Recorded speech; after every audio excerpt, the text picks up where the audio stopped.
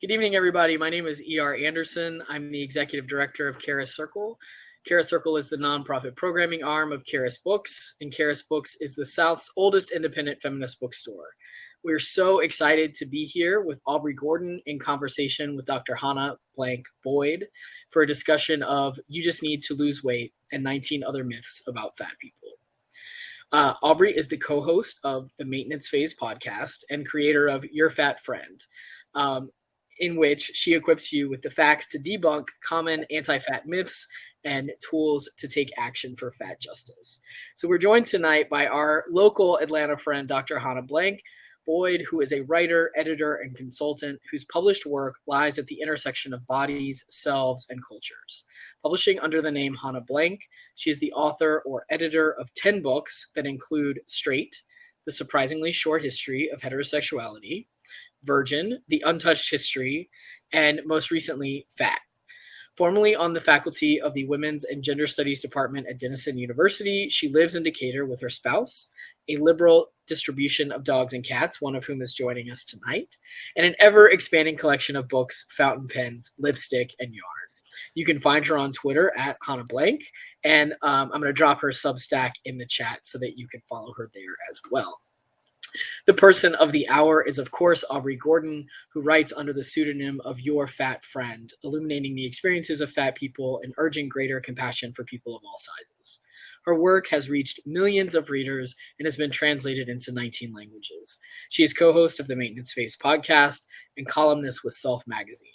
Her work has also been featured in Health Magazine, Vox, and Gay Mag, among others. She lives in the Northwest, where she works as a writer and organizer. You can connect with her at yourfatfriend.com and as Your Fat Friend on Instagram, Twitter, and Facebook.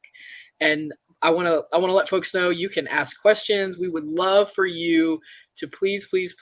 I see we already got questions popping off, which is wonderful. Shout out where you're watching from in the chat. We have a lot of folks here watching from all over the world, which is awesome. We're really excited to be here with all of you. And we're really excited, Aubrey. One of the things that I always say about your work is that you are not just teaching people how to think about fat liberation, you're teaching people how to think. Because you're debunking all of these ways that people just lie all the time.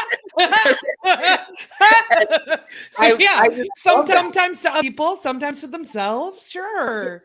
Yeah. And I feel like I listen to your podcast or I read your work and it helps me think analytically or critically in other spheres of my life, like not just in relationship to my body or other people's bodies, but in relationship to all different kinds of issues of liberation and media and all kinds of things. So thank you so much for your work. Thank you, Hanne, for all of your groundbreaking work. Certainly, I don't think Aubrey's work would be here without the path that you have made for all of us. So it is truly an honor to have you both here tonight. Well, hello. We're going to start out. So there's this amazing book I read recently, and I wanted to tell you about it because it's, as we say here in Georgia, it's fucking awesome, y'all. And you should read it. There have been a couple of requests for an introduction to my dog. This is Monkey. She's almost 16. She is a Klingon, and she hasn't let me put her down most of the day. So she is here. And the question she most wants to know from you, Aubrey, is, how did you end up writing this book this way? What's the origin story here?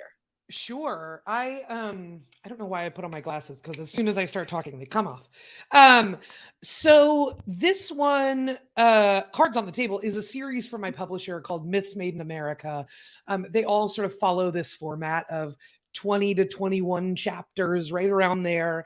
Sort of debunking myths facing different communities or issues that are sort of persistent, pervasive, misplaced or wrong-headed ideas about that issue, or that can be. So they came to me with this idea for this book, and I had a long think about it, and in my head said no for a long time before I said yes, because as an organizer, I know that facts and figures and well-constructed arguments don't necessarily change people's outlook on the world. It doesn't necessarily change their behavior. It doesn't open their hearts or change their minds or any of those sorts of things. the things that change their minds and hearts are personal stories, personal relationships, personal connections with an issue, right? Not necessarily just like, oh, I've seen the facts and figures and this seems to make rational sense, right? At the same time, folks don't see that personal connection to the issue until folks in their lives call them into that conversation. And plenty of folks don't feel equipped to call other folks into that conversation. So this is, I would say, less the book that you give to the most anti-fat person in your life and more the book that you give to that person's like kid or neighbor or direct report at work or what have you, right? To get those folks feeling solid enough to do what they already know how to do, which is when your weird uncle pops off at the holidays and something off program like he always does, you already have that skill set. And my hope is that after reading this book or of other fat books, that folks feel grounded enough to, again, do what they already know how to do and have that like rein in the kind of like messed up person in their life, right? Yeah. Like, I think this is true on like any number of issues around any number of communities, right? That like, I can be as uncomfortable as I want when like my dad's friend goes off about like how brave cops are or whatever.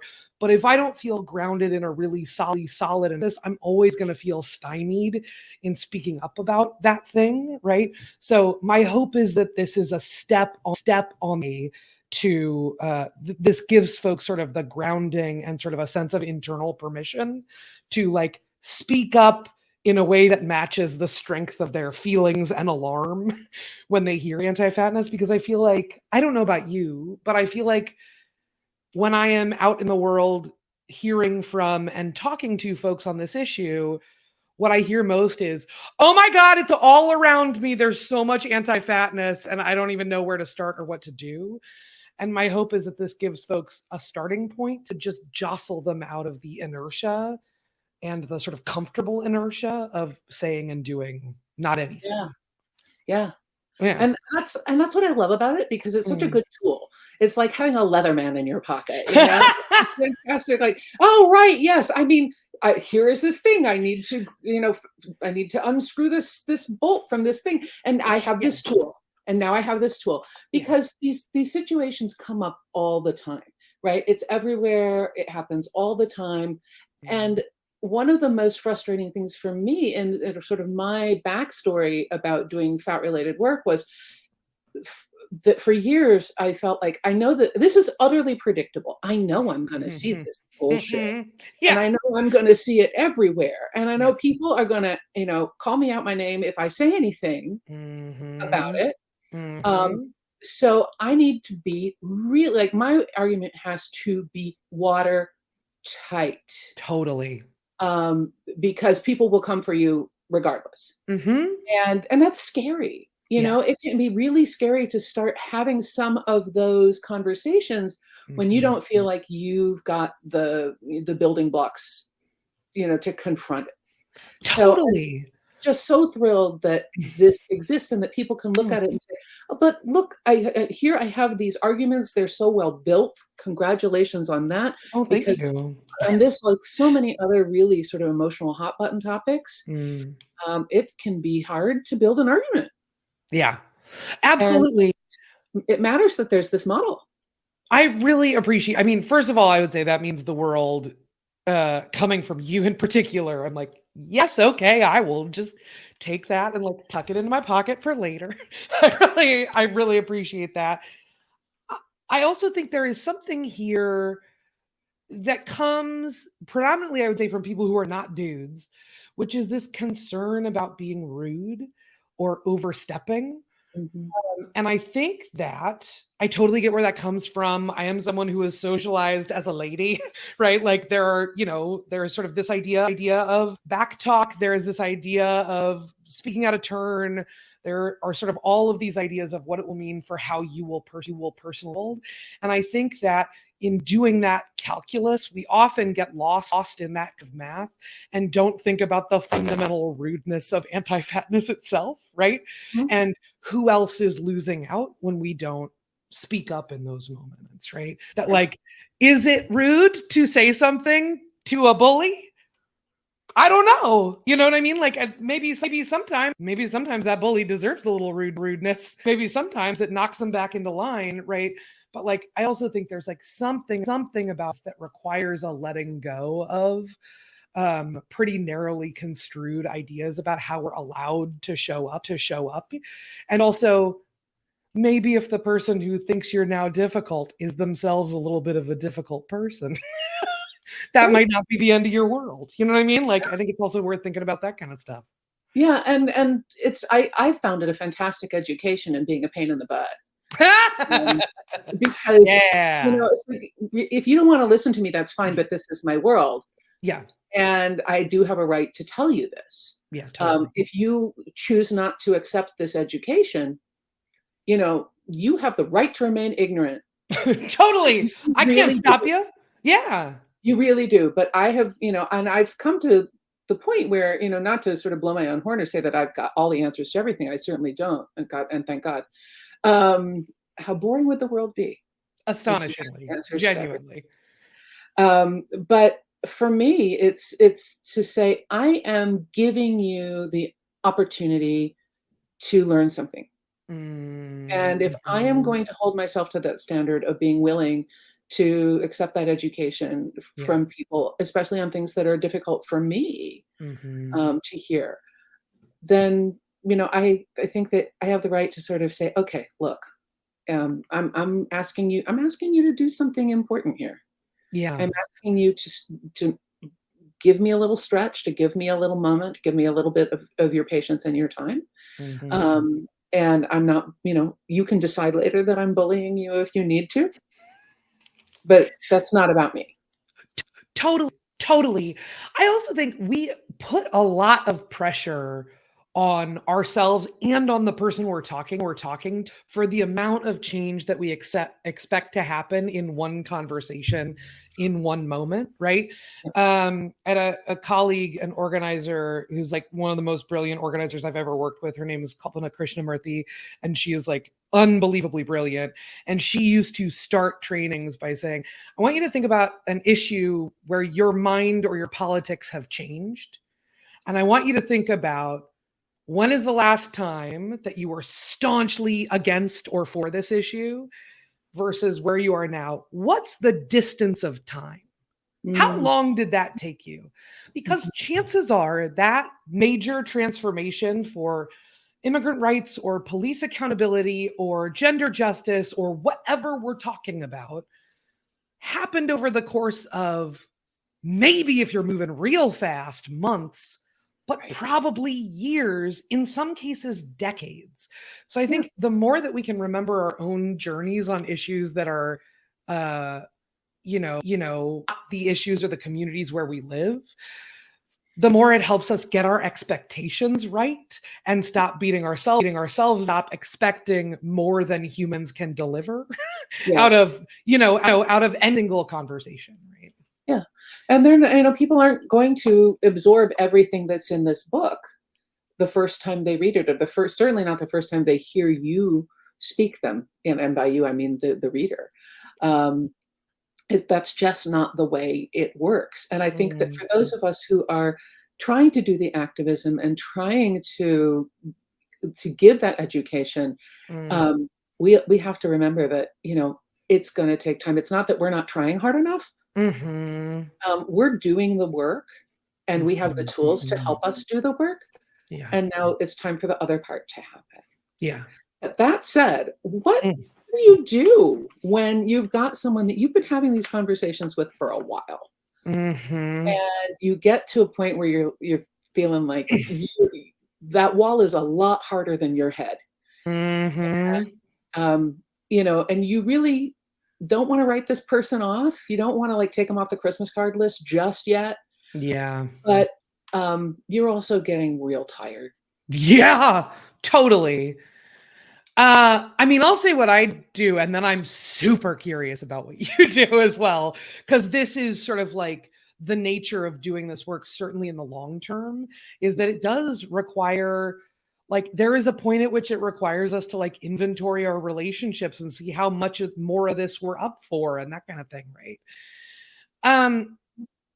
I would say, so the first thing I'm going to talk about is like, what's the approach to the conversation that I personally take, which like different people will take different approaches, fan of just about every approach to these conversations. This is the one that works best for me, is actually one that I'm deep canvassing work from organizing work, which is this idea that you're not there to like win somebody over or sign them on to an issue. You're there in part to lead them through their own thinking, because there are inconsistency in their own thinking. And there's a point at they're going to butt up against their own stated values or their own image of themselves or what have you, right? So I think for me, a couple of things I would say for the conversations themselves is, one is only taking those on when I know I have the energy to participate compassionately, fully, and in good faith with that person. And when I know I'm not going to fly off the handle right off the bat. Do you know what I mean? Like, then what are we doing, everybody? Then what are we doing? In that case, like if I'm in that headspace where I'm like, I can't have this conversation, I just set a boundary and move on and go, I might talk to you about this another day. I can't do it today. I need to talk about something else. Bye. What the model that I have historically used for that is called the Lara model, which is listen, which is like actually hear them out, actually really genuinely take in what they're saying. 2 is a tricky one. It's affirm. Affirm doesn't mean that you're affirming what they're saying. It doesn't mean you're signing on to garbage, bigoted ideas. It means that you're affirming where they're coming from, right? So like, for example, if I was out on the doors talking to someone about LGBT thing and they say, well, it's not in the Bible and I'm against anything that's not in the Bible, I would say something like, it sounds like your faith is really important to you. Mm-hmm. There are places where you're aligned with your faith in terms of political issues, or are there other places where you've broken with your faith in terms of political issues? Ask the ended questions to get them to go, oh, right, there's a lot of stuff that's in the Bible I'm not totally on deck with, right? Like, and it might be okay for me to break in some other ways. The R in Lara is respond. That's where you get to sort of say your piece. And then the A is add information. So it's worth noting that adding information is the very last thing that you do. Mm-hmm. Most folks are coming to these conversations looking to meet an emotional need. For thin folks, that may be proving that their bodies are on a comp and that they are better than fat people. In some cases, it may be proving that they have serious body-related trauma and that gets written off by fat people, or they feel like it gets written off by fat people, right? Like, could be a lot of different things, but until someone speaks to that emotional need, that person is going to just be up here at this frequency, right? So like, that's the model that I use. I mean, I know plenty of people who just haul off and are like, this is bullshit and you need to knock it off. Do you know what I mean? And even if it doesn't lead to deep and lasting transformation, that's a real clear boundary. And you bet your bottom dollar that person's not saying that to you again, right? Mm-hmm. Like, all of that functions, all of it counts. Those are the conversations themselves. I would say when I'm getting there, like, I am a big fan of letting people drift for a little while and being like, you can come back to me when you're ready to talk. I'm just going to not initiate contact for a little bit and just sort of let things now slow down from that. I'm also a big fan of just being super upfront with people and being like, hey, I feel like we've been having these conversations for a really long time. They're really hard for me. And I don't feel like I'm making any headway. And that makes it me feel like there's not really space for me in these conversations or in this relationship. And I don't really know what to do with that. So I'm just taking some space to think about that. Those are all things that I've done. I also think it's worth noting from like an organizing perspective that like, people who are dead set against you are not going to move, are not actually worth your organizing time. There are plenty of people who are very reachable on this stuff who just need some little adjustments to kind of get. Those people are legion. They are many, they are varied, they are everywhere. And we could spend 100 hours digging in on, Bill Maher and trying to make him like better, or Piers Morgan, or whoever, Jillian Michaels from The Biggest Loser, right? Or we could spend 1 hour on 100 people, right? Who just need little bits of, attention and support, and will deliver way more in a way shorter time span. That's sort of my like calculus on this stuff. But I'm curious about, for you, like, you have been at this longer than I have. You have been through more book tours of this business than I have. I'm curious about sort of what your approach is. Well, it's really varied. I mean, over the years, one of the things that I cut my teeth on this after having written a book that was published in 2000 called Big, Big Love, which was about sex and relationships, for those who don't know this. And the book tour for that book was it was a crash course in all of the things that people who are interviewing you will pull out of various orifices they may have, to try to get the upper hand, to try to make you look ridiculous, or to try to debunk what you're saying and put you on the back foot. And so it was a trial by fire, and I hated it. I hated it a lot. I have no problem saying that. And at one point, I got signed up by one of the publicity folks to do an interview with someone who I found out as I went to do the interview was a shock jock. Oh no, buddy! This is like my personal nightmare. It was so gross that I was just like, honey, like, I was raised by drag queens, and if I can dish it out, I hope you can take it. Because at one point the guy said, it was like a minute into the conversation after he introduced me, he said, so this is a book about people who, like, are just like huge and fat and want to go to Vegas and like fuck on top of the buffet at Caesar's Palace. And I said, we are not here to talk about your sexual fantasies. And boom, and curtain, and I didn't end up giving the rest of the interview. They ended the interview. Boy, oh boy. I hope you have like a picture of that moment in a locket somewhere, or you got like a commemorative tattoo or something. Men are so touchy. Jesus. Yeah, that's incredible. But when I realized I was dealing with a shock jock, I was like, okay, gloves are off. So the audience matters, right? And I like to think that whoever might have heard this ridiculous conversation would at least realize that, okay, so here's this, a fat woman talking on the radio with this guy who's being a real jackass, and she just read him for filth. Rock on. Okay, she was totally very cool. Totally. And I like to think that that is what happened, and I like to think that that can be part of your activism, but that's not that's not the everyday situation, right? The everyday situation is much more like, your Aunt Beatrice, who has, never eaten a slice of full fat cheese since the Reagan administration.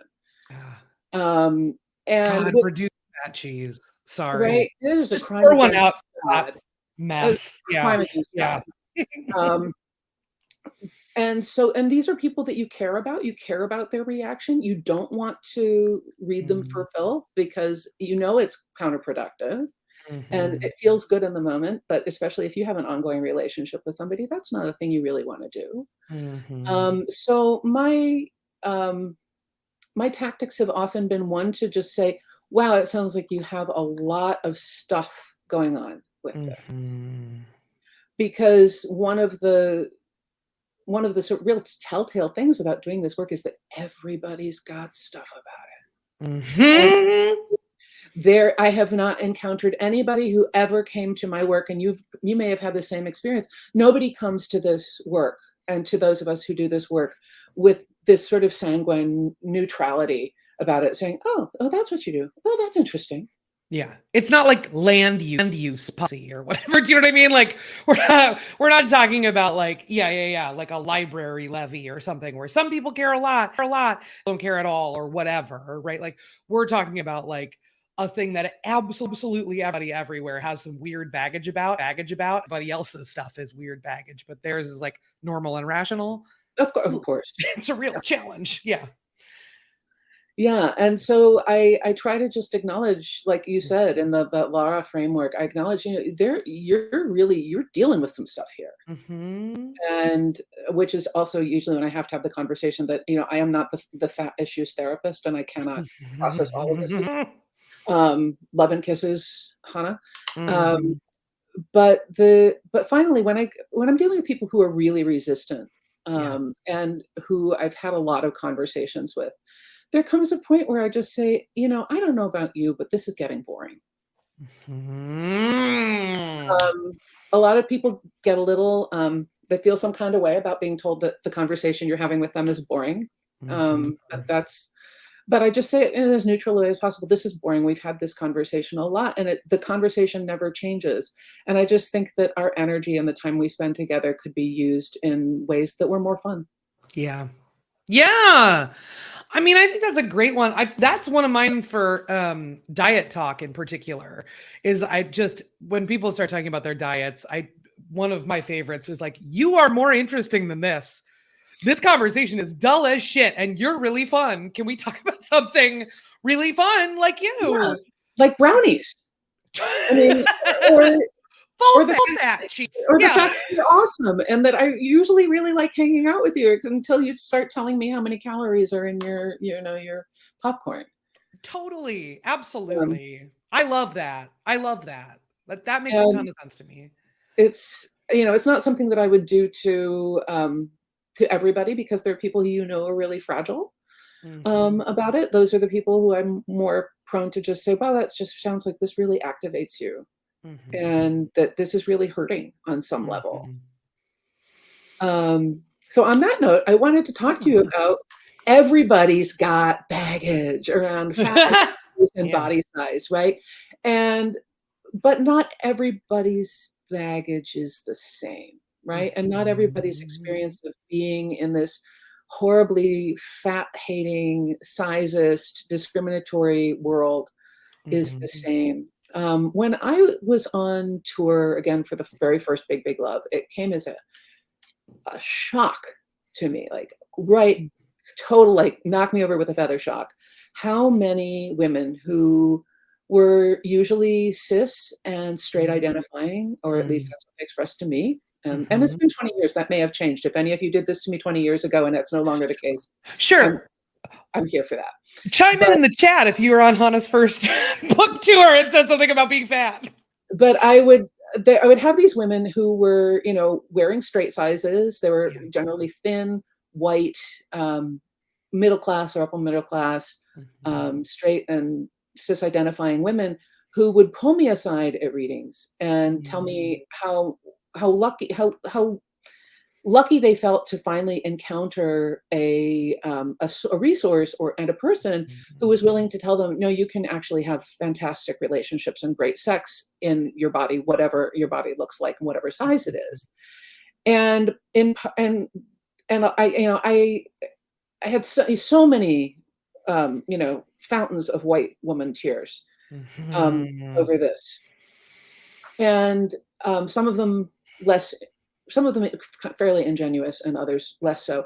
And Yeah. I don't ever want to dismiss people's experiences of the pain that they go through because of sizeism, and Mhm. the pain that they go through because of these crazy, irrational, outrageous expectations that people are taught to have about their bodies and what that Mhm. means in terms of relationships and sex. It's some of the most painful stuff that we get dealt Mhm. with fat hatred.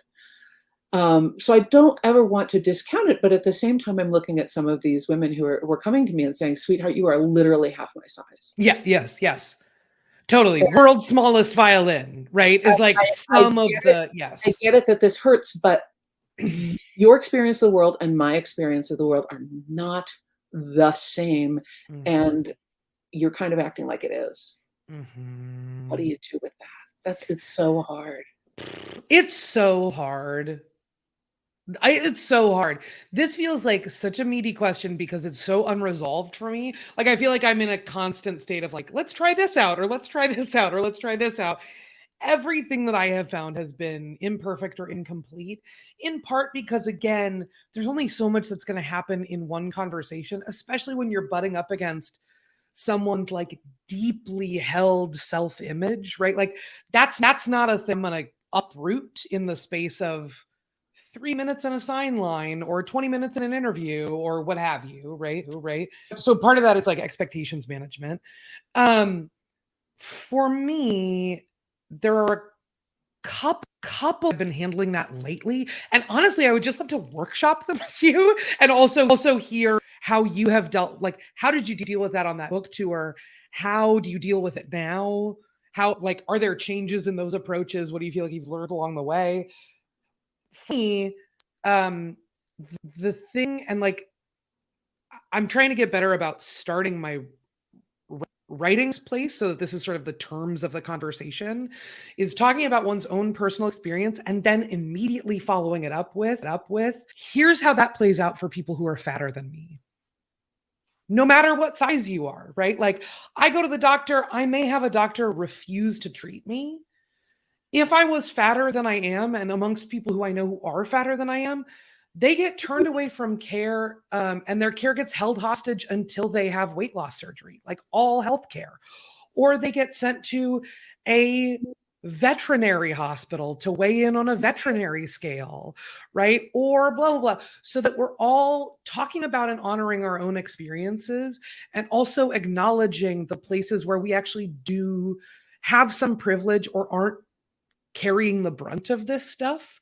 It feels to me like part of those conversations to me are, again, looking to meet an emotional need and looking for affirmation from a person who's fatter than them. I think part of the dynamic that's happening here is like, sometimes, not all the time, but in those conversations, you can sort of see the gears turning in someone's head about how they got here.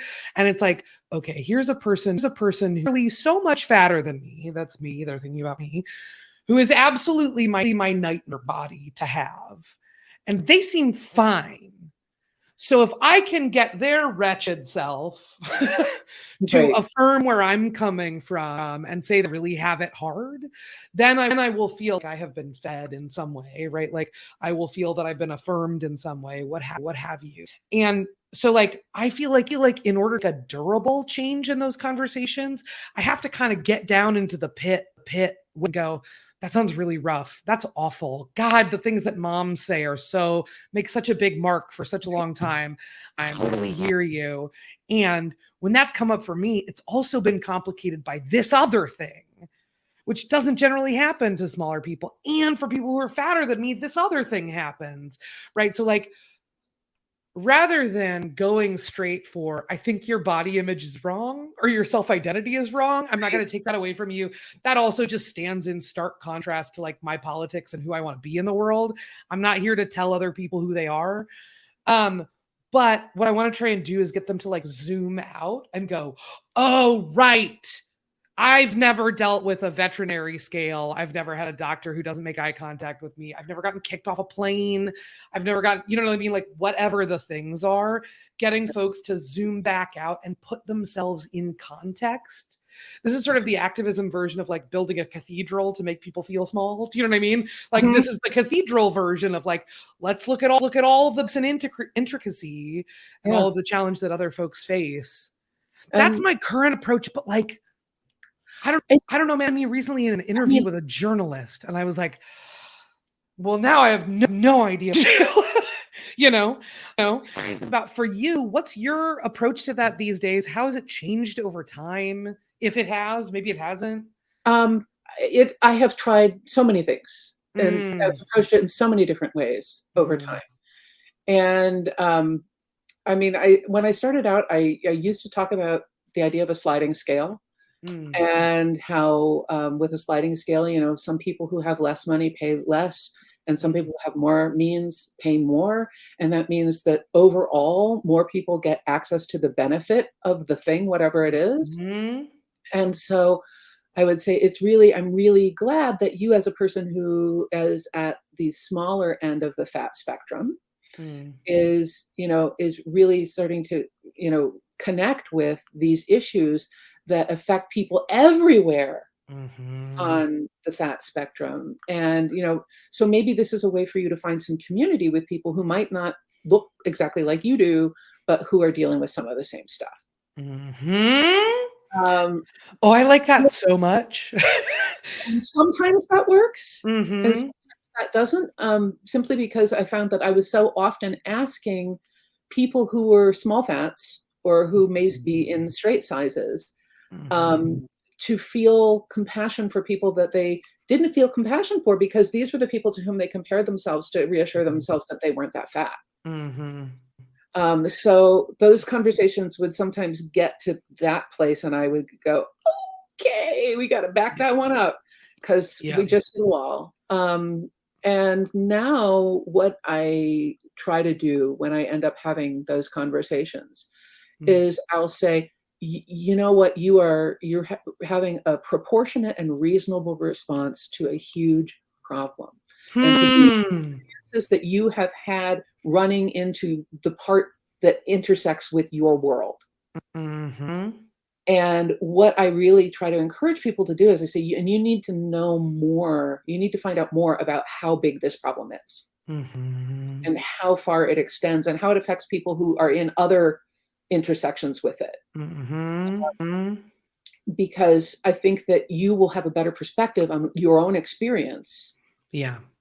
If you know more and are more conversant with the whole breadth of what the problem is. This comes up quite a bit in emails around the show. When we get listener emails, there will very frequently be emails from, sometimes they will say it, sometimes I'm inferring it, who knows? Frequently straight size people who have become pregnant for the first time. And they're like, you got to talk about the amount of anti-fatness in pregnancy. It's terrible. You don't have any idea. And I'm like, oh, I totally do, because that's healthcare every time for me. And you're coming up against it because this is a new level of sort of freak out for you. Yeah, and like, also this is a your new body level is of pressure. changing noticeably for the first time. Totally. The same thing happens. We'll also get requests about episodes on gestational diabetes, but not diabetes as a whole. And they're like, make you freaked out about food. And I'm like, you should talk to some other people who are diabetic, but not temporarily, because you're gonna find that, right? Yeah, I totally appreciate that. That feels like such a seam way of doing some validating and also checking. What do you feel like? Do you feel like you take different approaches in your personal life versus your sort of professional and work lives on this stuff? Sometimes it really depends on who it is. My grandma's 99, and her memory is perhaps not what it was when she was 65. So sometimes we don't have the complicated conversations at this point. And there are some other people in my family with whom I have, we were talking about what do you do with the really intransigent folks who just don't want to ever, even taste the drinks you're mixing.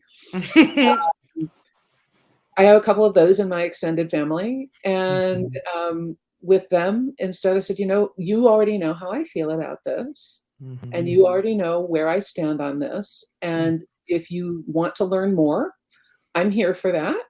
Yeah. But I don't want to just have the same old conversation, because, it wastes your time, it wastes my time, and it annoys us both. So in a spirit of compassion, I really don't want to do that to any of us. Yeah. God bless. I love that. If we can avoid it, if we could enjoy each other instead, again, that would be infinitely preferable. Totally. And if you want to dig deeper and have more or different conversation about this, I'm absolutely here. Like, I am eternally available. Like me personally, my boundary is eternally available for a deeper conversation, as long as it's in good faith. Yeah. If folks just want to dig in and prove their to themselves, like, I'm good. Yeah, no, I've been there, done that, heard that argument before. Totally. As a friend of mine, seen the flick, it gets dull. Yeah, absolutely. Absolutely. So speaking of things that people don't talk about and people don't want to dig in about, I want to talk to you about fat respectability politics because Oh, let's do it. my brother died a month ago. Yeah. About a month and a half ago. He was 50. He was one of the many, many people who died as a relatively young and relatively healthy person of a heart attack after having had COVID, which is a pattern that's emerging. It's really ugly and scary. Yeah. And when I got a copy of his death certificate, I had such a weird mixed reaction to seeing on the death certificate, primary cause of death was cardiac dysfunction, which is, of course, everybody's cause of death, ultimately. Yeah, totally. Your heart does stop. Yeah. That was a deep autopsy analysis, Doc. Thanks. Yeah. But the second thing, the associated cause of death was listed as obesity. Cripes. And I was like, motherfucker, put that on a death certificate. Knowing full well, as any coroner should at this point in this pandemic, that having a COVID history can do a number on your cardiovascular system. So once I got over the need to burn that person to death with the power of my mind, I started to think about the respectability politics that are connected with diagnosis. And in this case, diagnosing my brother's cause of death and just looking at a dead body in a morgue and saying, oh, well, he's a middle-aged guy with a beer belly, therefore that's what killed him. And the idea that that's okay, that is a respectable use of medicine, that is a reasonable use of medicine. But I don't really want to talk about that side of it, although that side of it is absolute shit. I want to talk about the side of it that those of us who are fat end up having to deal with in order to avoid that kind of stuff. I started to think, what would my brother have had to do in order to not have a coroner assume obesity as a cause of death? Right? How would he have made his death respectable? Yeah. That way. And so I wanted to talk about that a little, because I think we all of us who are anywhere on the fat spectrum deal with this, and it's a need. It's a very real need, as well as a choice. It's always a choice in terms of how much you engage. But it's a very real need to play fat respectability politics so that you can survive this world. Yeah. Yeah. I mean, I think this is a piece, first of all, I am so incredibly sorry for your loss. That's just horrific and is a thing that does not need to happen nearly as much as it is happening. If we had different public health regulations, if more people wore masks, if we had, you know what I mean? Like if we just had more of a logic of care as an organizing principle, we set up our societies. Like I am so incredibly sorry for loss. And I take your point on, like, I think there's this temptation, I say, as a former gender studies major in this world, that we are getting up to speed on all of the ways that oppression works in our society, to call anything that interacts with oppressive systems oppressive in itself, or somehow caving to those systems. I will say another core value for me is I'm not here to tell other people who they are. And I'm also not here to criticize how fat people choose to deal with a fundamentally pervasively anti-fat world, right? There are some fat folks, particularly fat folks who are fatter than I am, who deal with that by getting weight loss surgery so that they can go to the doctor for once in their lives and get to the bottom of a thing that they need to get to the bottom of. I'm not here to tell those folks that they are somehow traitors to the community or the movement for getting their most basic needs met, right? And I think your analysis here is spot on, which is that the scrutiny, I mean, sort of the implied analysis here, right, is that these are behaviors that don't start with us, right? Like it doesn't start with me waking up one day and going, I need to work out because I need to be seen working out, because if someone sees me working out, then they will treat me differently and they'll know that I'm only a fat person for a little while and I'm really working on getting thin. And that gets dumped into the same bucket of sort of like in community gets referred to as being a good fatty, right? Mm-hmm. As kind of bucket as, fat folks who, for example, fat trans people are held to this impossible standard of this floating BMI threshold to access what is fundamentally life or death care for trans people, what is fundamentally life-saving gender-affirming care for trans people who are told that they're not allowed to have gender-affirming care until they reach a certain weight. That weight changes from doctor. Some doctors don't have a requirement at all. Other folks have a really low threshold. Other folks have a higher threshold. I am not here to tell any trans person who's like losing weight so that they can have surgery that they are like doing it wrong.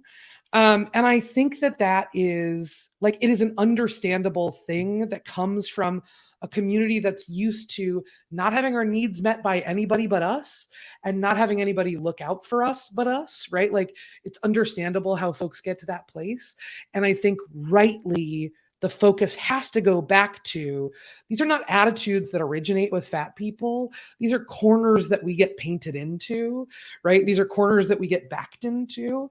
And the criticism belongs much less with how fat folks choose to interact with anti-fatness and much more with sort of the origins of sort of the systems and policies and practices that put us there to begin with, right? And I also think, listen, in community there is this sort of inherent belief that, not inherent belief, but like a tendency to believe that anything that aligns with fatty is inherently regressive, and anything that aligns with being a bad fatty is inherently liberatory.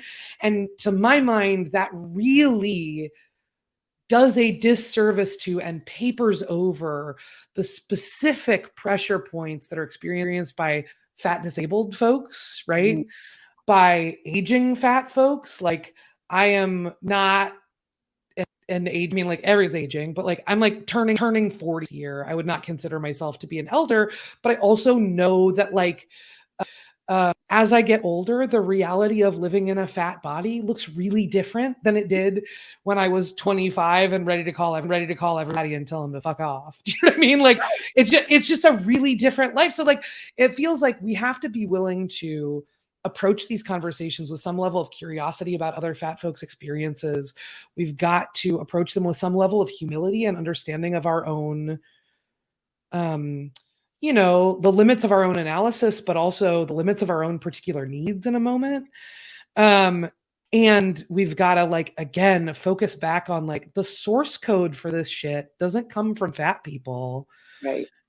It comes from people who are not fat, who are on a sort of constant mission to prove that they have accomplished something where we have failed at something. And like, that's where I feel like we got to be focused. I'm curious about for you. Also, I will say this, I learned recently, a few months ago, we recorded an episode about death certificates. And I learned a thing that makes a ton of sense to me now that I know it, which is fraction of the number of people who die in any country in any given year get an actual autopsy. And the rest of the time it's assessment. So anyone who dies over the age of, say, 80 gets listed as natural causes unless they have another diagnosis on the books, right? So it's also worth noting that all of that stuff is like a total shell game of like imagined nonsense. Like, I saw this person and they're fat, so their fat must have killed them. Or I saw this person and they're old, so their old must have killed them, or whatever, right? That's the one thing that I was just like, yeah, these visual diagnoses, man. It's like, I could make so much money diagnosing people's problems. This person died an asshole. That's totally. We tried to give him an asshole transplant, but the asshole rejected him. Yeah, I'm kidding. But how about for you? Again, like, it's like, yeah. So I'm somebody who is literally at book events and doing speaking gigs. I've done belly petting zoos where, I'll pull up my top and pull my skirt down and let people touch my fat. because a lot of people are freaked out about it, but they've never touched a fat body before. Yeah. They don't know. I mean, like they have no literal physical experience of what that is like, you know.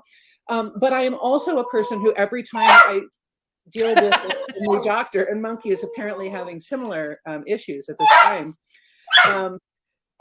Honey, sorry, gotta call in the reinforcements.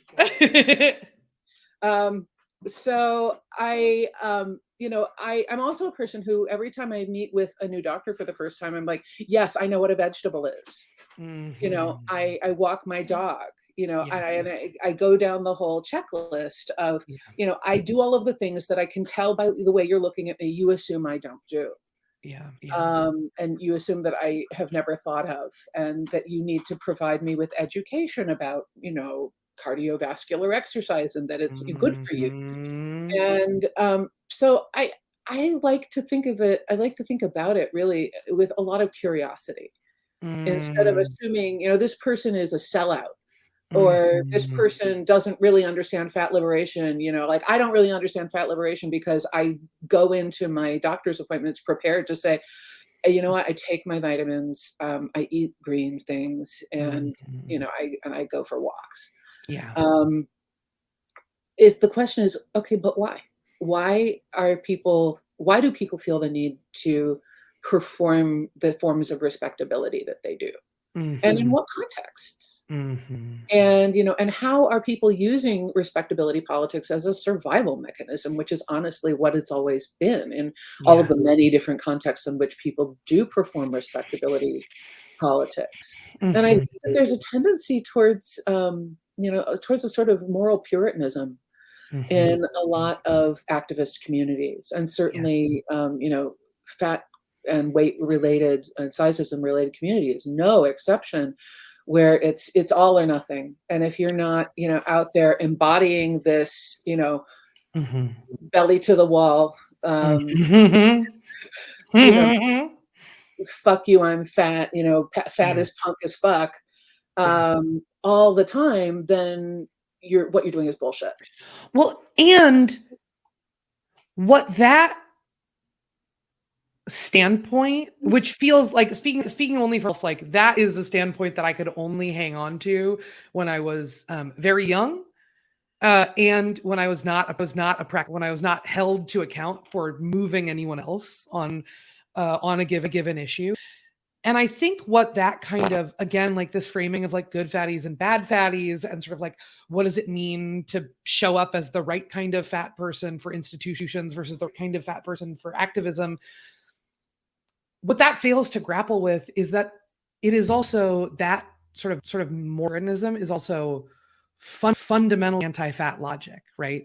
It presumes that fat people are the people who we ought to screw, not the systems that are pushing fat folks into these positions time and time again, right? I think worth thinking and talking and grappling with all of the ways there. Now my dog's barking downstairs. Hello, great. Everyone gets to yell. I think it's worth thinking and talking about how we all show up, and it's worth doing that in a good faith and supportive and engaged and compassionate way in community to like have real and deep conversations about this stuff. But this business of sort of like writing someone off, or, you know, assuming that their politics don't pass muster because they don't match mine immediately, is again an assumption, like the assumption of so many thin people, that I have actually succeeded where you have failed and you need to get up on my level. I don't have anything to learn from you. You have everything to learn from me. I'm the right one and you're the wrong one. And that just isn't. It's not realistic. It's not realistic. It's not a world that we do live. It's not a world that I want to live in. Like, those aren't people I want to be around who are just like, why aren't you more like me? Like, I don't, that sounds bad. Yeah. So like, yeah, I keep hitting the mic. Sorry. But like, yeah, it feels like we've got to be able to, you know, sort of chew gum at the same time and talk about how all of us show up in community, but also show up with an understanding of like, what of those pressures are we replicating from community outside of ourselves, and where are we picking the work of anti-fatness? And I think blaming fat people for how they deal with anti-fatness, pretty anti-fat logic to me. Yeah, for sure. Yeah. Okay, I'm going to switch this over to some of our viewer questions. It is Ooh, amazing let's do it. to have you all here, by the way. Thank This is you incredible. so much. This is incredible. It's unfortunate that I can't really pay attention to a conversation and read this conversation that's going on in the chat at the same time. But I know, I want to read the whole thing. When it's been archived. And I want to encourage you all, if you haven't already bought a copy of this wonderful book, that you should buy many copies of, because like me, you will be handing it out to people that you know. So but if you can, if you have the means, bite the bullet, get 5. Make sure that one stays in your house, because with books like these, if you start to loan them out, they don't come back. Trust me on this one. Just save your sanity. But get them from Charis. Yes. And ER is going to give us a little heads up about the situation, because this dazzling dame over here has written, again, I say, a wonderful book that not only has made it onto the New York Times bestseller list, and let me just put this right out here. That's not something that happens with books that talk about stuff like this. Right there. It's that simple. This does not happen. It has happened with this book, which I think says a lot to me and to everybody else in the book biz, at any rate, that something's going on. We're hitting a kind of a moment if that many people are buying this book. And for that, I am truly grateful, and mazel tov to you. I hope it sells 1 billion copies. But the flip side of that is that when books are really successful, they go in and out of availability because they have to print more actual books. So with that, I'm going to turn this over to ER for a second to help tell you how to get your books from Charis in this moment where availability is an issue. Yes, I'm coming back up. My camera's being slow, but y'all can hear me, right? Here we go. Okay, There great. we go. So yes, it is. Congratulations, Aubrey. We are delighted that Beacon is already on. Are we allowed to say what printing we're on? I think it's 4. I think this is 4 that's happening right now, which is bananas within 2 weeks of release. It's a huge deal for people who are not publishing nerds. That does not happen. So it's a really big deal, and we're very excited for you. We do have some copies at Charis because we knew and hoped that the book would do well. And so the problem is that if you click our one-click button, it will tell you that the book is sold out because it goes based on the database. So what we would love, we know it's an extra step, but when you support Charis, you are supporting independent, queer, and feminist spaces. It really does matter when you buy your books from us. If you'll just send an email with, I want Aubrey's book, to info@charisbooksandmore.com. You can also give us a little bit more information than that, specifically how to get back in touch with you, your name and your preferred contact info. We'll get back in touch and help you get the book immediately. You can also give us a call at 404-524-0304 between 10 a.m. and 7 p.m. and we will take your order over the phone. We'll either ship it out to you wherever you live, or you can have it arranged for porch pickup. So thank you for taking that extra step. But in the end, it's a good thing for Aubrey that this is happening right now. So it's pretty exciting. And I will also say, I'm going to put in a hard plug, my favorite of Hanne's books, which is Straight, which is the sort of surprisingly short history of heterosexuality.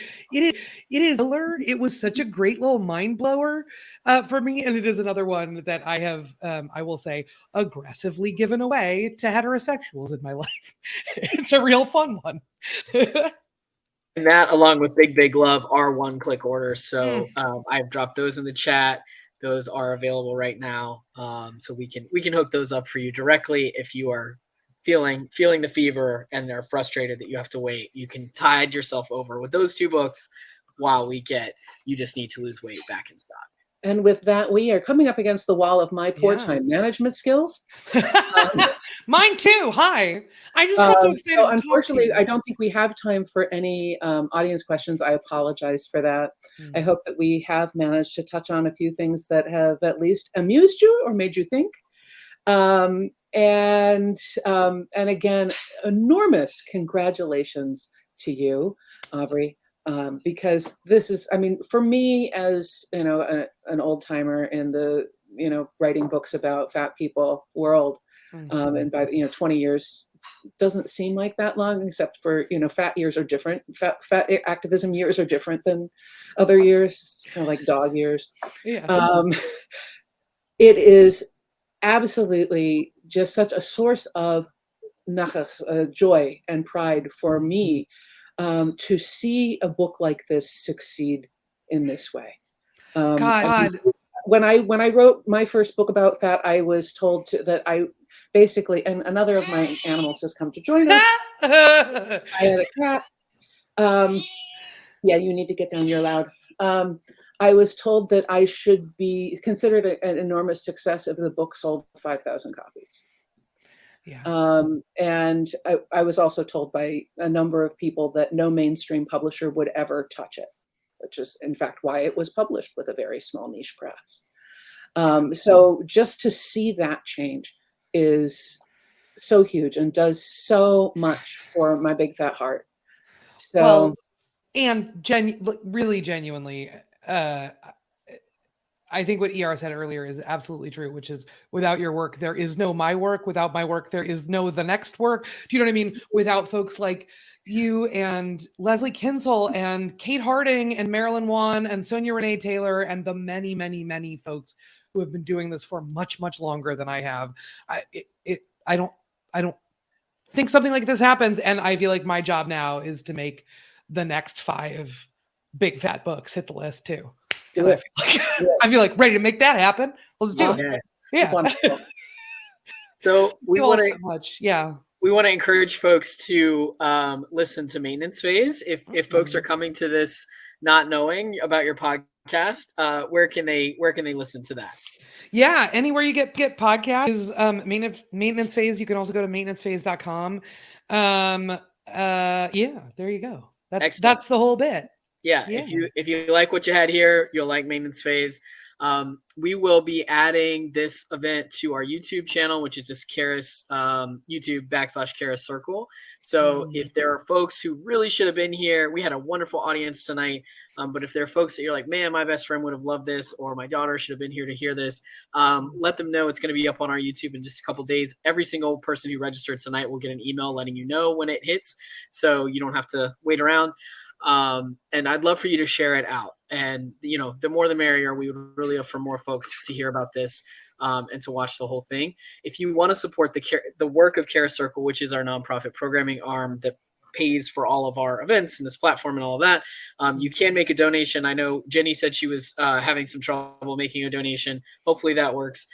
Any amount at all really does help us. We do most of our work on $5 donations by lots and lots of individuals. So thank you so much for being here. I told Aubrey this audience has already surpassed the audience for our largest event of 2022. So we are kicking it off right. And it makes me really, really happy. So there's no other way I would have liked to spend my Tuesday night. And so thank you both so much for your work. It really does, as I said, teach me to be a better thinker and a better person in the world. It makes me happier about my own life. So thank you. Thank you so much for hosting. And seriously, I feel like my next to go make a big contribution to Charis, because like genuinely, like there are so few booksellers who are doing this kind of work and who are holding this kind of space for community. And I just appreciate the hell out of it. Yeah. And Charis is beautiful in all of the ways, and physically as well as, you know, in terms of its politics and activism. If you come to Atlanta, go check it out. Yes. Excellent. And thank you. Thank you both. Thank you both so much. Have a great night, everybody. Good night. Thanks.